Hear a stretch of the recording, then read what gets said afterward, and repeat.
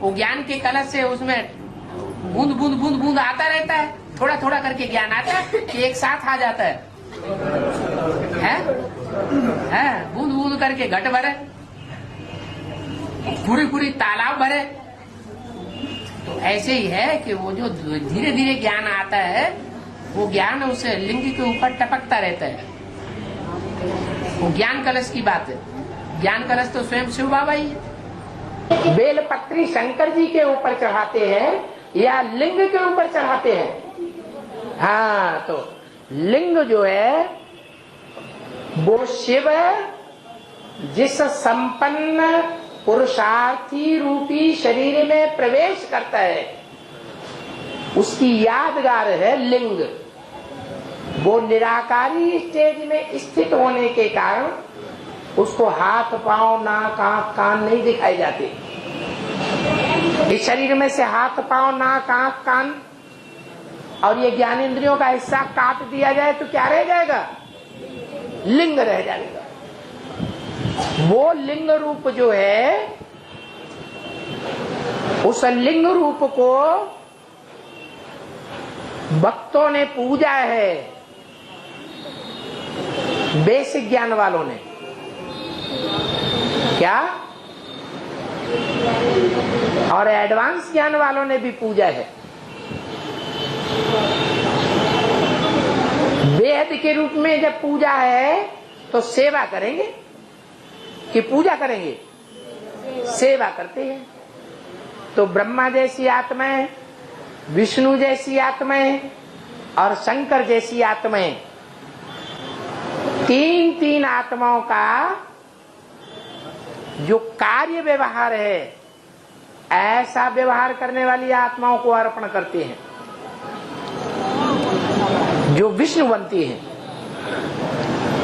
वो स्थापना के कार्य में भी सहयोगी बनते हैं, पालना के कार्य में भी सहयोगी बनते हैं और विनाश के कार्य में भी सहयोगी बनते हैं।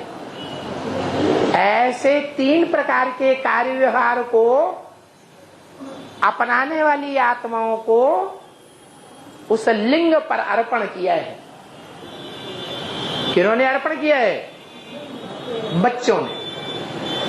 जिन बच्चों ने अर्पण किया है, वो बच्चे ब्राह्मणों की दुनिया में बैठे हैं या बाहर की दुनिया में?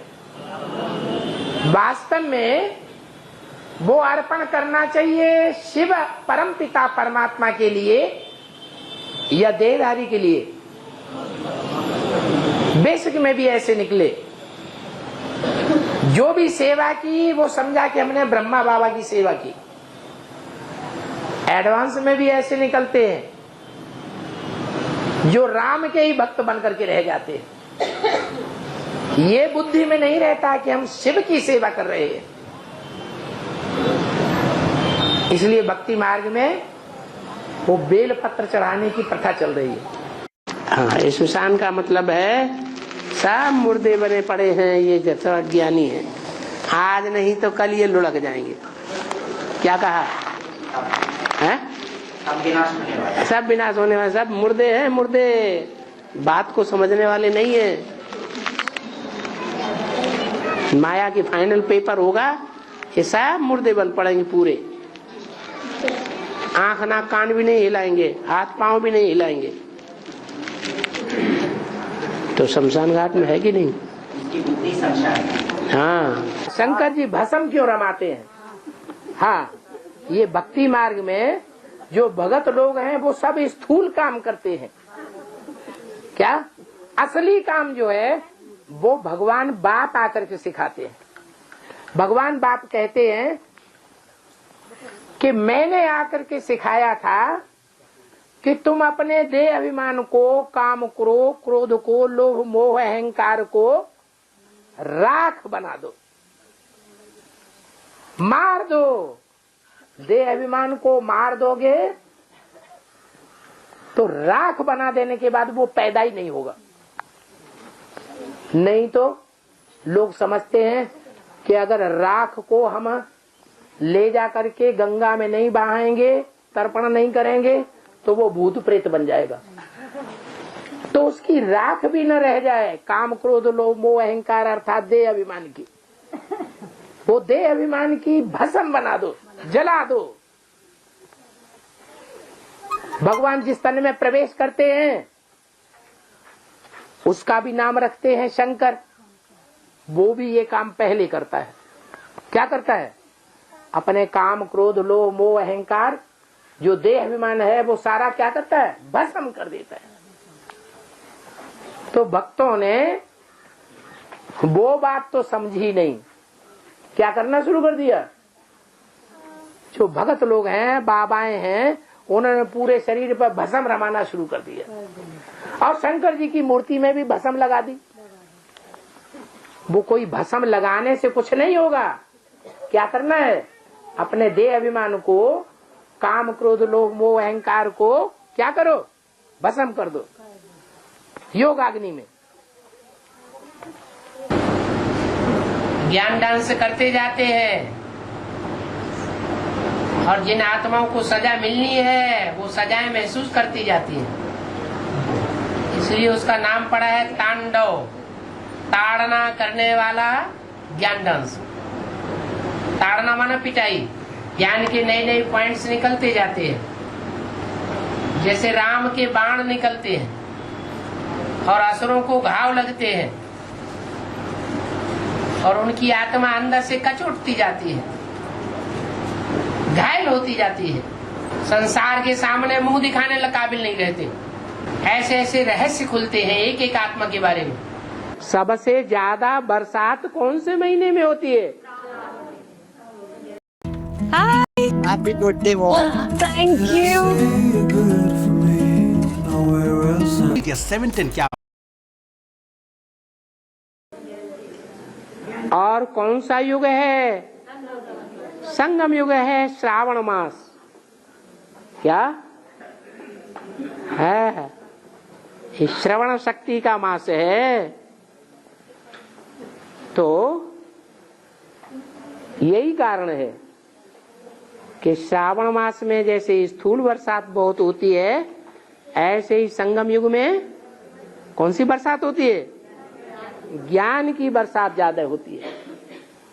और जिस महीने में ज्ञान की बरसात ज्यादा होती है उस महीने में शिव की पूजा भी ज्यादा होती है। और कोई महीने में शिव की पूजा होनी चाहिए क्या? और कोई युग में शिव की पूजा होनी चाहिए? इतनी पूजा और कोई युग में नहीं होती जितनी पूजा श्रावण मास में होती है। ये संगम युग है, स्वर्णिम युग है। जब स्वर्णिम युग संसार में प्रत्यक्ष होता है तो बहुत पूजा होती है शिव बाबा की। अभी तो कम होती है। क्या? दुनिया वाले तो जैसे मानते ही नहीं। मानते हैं? मानते ही नहीं। और जो ज्ञान में चलने वाले ब्राह्मण हैं, नीची नीची कुरियों वाले, वो बेसिक वाले मानते हैं? वो भी नहीं मानते। अच्छा, एडवांस के जो सब ब्राह्मण हैं वो एक जैसा मानते हैं? वो भी नहीं मानते। वो भी 9 प्रकार के बीज हैं, 9 कुरियों के ब्राह्मण हैं। जो अव्वल नंबर कुरी के ब्राह्मण हैं वो बहुत मान्यता देते हैं। ऐसी ही मान्यता जब सारी दुनिया में होने लगे, किसकी है? शिव बाबा की, तब कहेंगे श्रावण का महीना।